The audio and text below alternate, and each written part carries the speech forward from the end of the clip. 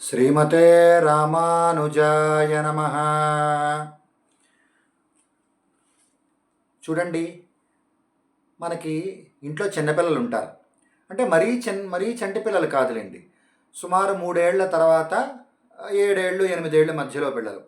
మరి 7 ఏళ్ళు అంటే కొంచెం పెద్దవారు అవుతారేమో, పోనీ 6 ఏళ్ళు అనుకుందాం. 3 ఏళ్ల నుంచి 6 ఏళ్ళ వరకు పిల్లలు, వాళ్ళకి రాత్రిపూట తల్లులు నిద్రపుచ్చేటప్పుడు వాళ్ళకి ఈ కథ, ఆ కథ, ఈ కథ చెప్తూ ఉంటారు. వాళ్ళని నిద్రపుచ్చడానికి అలా ఒళ్ళో వేసుకొని జోలపాడుతూ ఉంటారు. ఏదో ఇగో ఈ కాకమ్మ కబురో, ఈ కబురో చెప్తూ ఉంటారు. లేకపోతే ఇగో పంచతంత్రం కథలో, పూర్వకాలం అయితే పంచతంత్రం కథలు చెప్తూ ఉండేవారు. అలాగా వాళ్ళకి ఏదో కథ చెప్తూ ఉంటే వాళ్ళు బువ్వ తింటారు, అన్నం తింటారు. అన్నం తింటే సరిపోతుందా? వాళ్ళని బొజ్జోబెట్టాలి, వాళ్ళని పడుకోబెట్టాలి.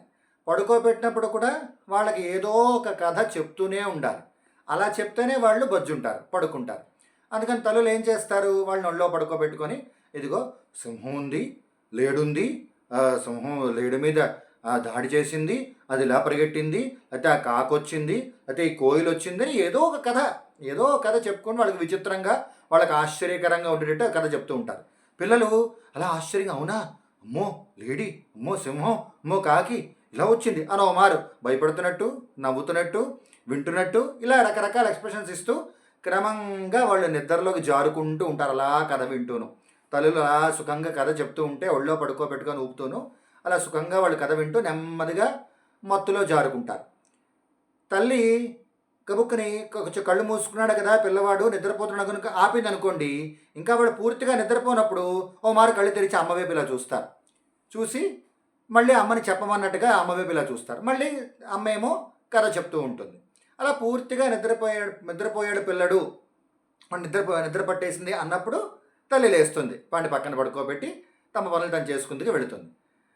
అందరికీ తెలిసిందే, తల్లిదండ్రులు ఇద్దరికీ తెలుస్తుంది, అందులో తల్లులకి బాగా తెలుస్తుంది. చంటి పిల్లలు, మరీ చంటి పిల్లలు కాదు, కొంచెం మాటలు వచ్చి ముద్దు ముద్దు మాటలు మాట్లాడుతూ ఉంటారు చూసారా, వాళ్ళ కథలంటే వాళ్ళకి చాలా ఇష్టం. ఆ పిల్లలకి వాళ్ళ విషయంలో వాళ్ళని పడుకోబెట్టేటప్పుడు ఇది అందరికీ అనుభవమే, తల్లులందరికీను.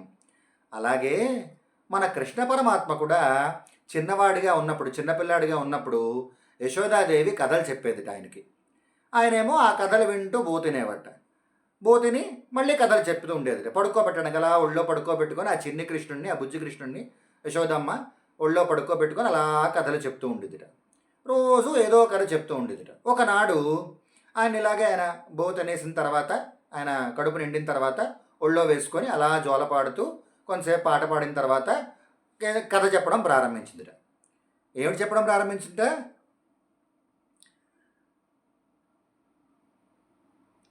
రామో నామ బభూవహుం తదబలాసితేతి హుం తౌ పితుః వాచా పంచవటీవనే నివసతః తామాహరత్రావణః కృష్ణేనేతి పురాతనం నిజకథాం ఆకర్ణ్యమాత్రేరితాం సౌమిత్రే క్వ ధనుర్ధనుర్ధనురితి ప్రోక్తాగిరః పాంతువః అని చెప్తోంది కదా.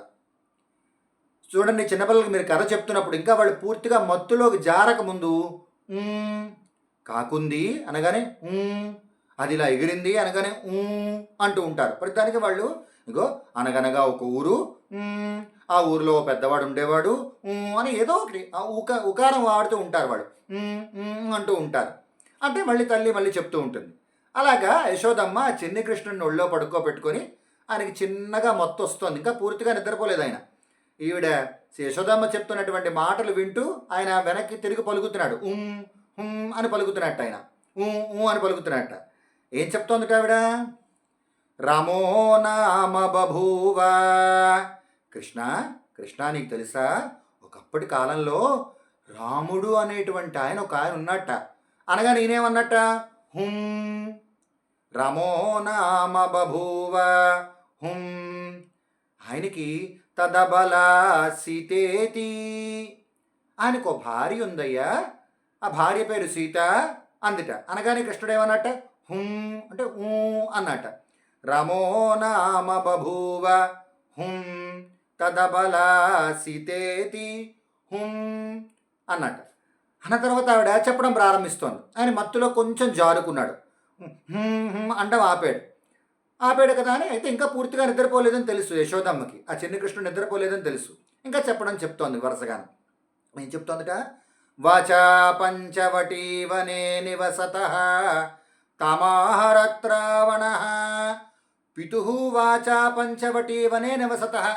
తమ తండ్రి గారి ఆజ్ఞతో సీతాదేవితో కలిసి లక్ష్మణస్వామితో కలిసి రాముడు పంచవటి అనే ప్రదేశంలో అరణ్యంలో ఉంటున్నట్ట.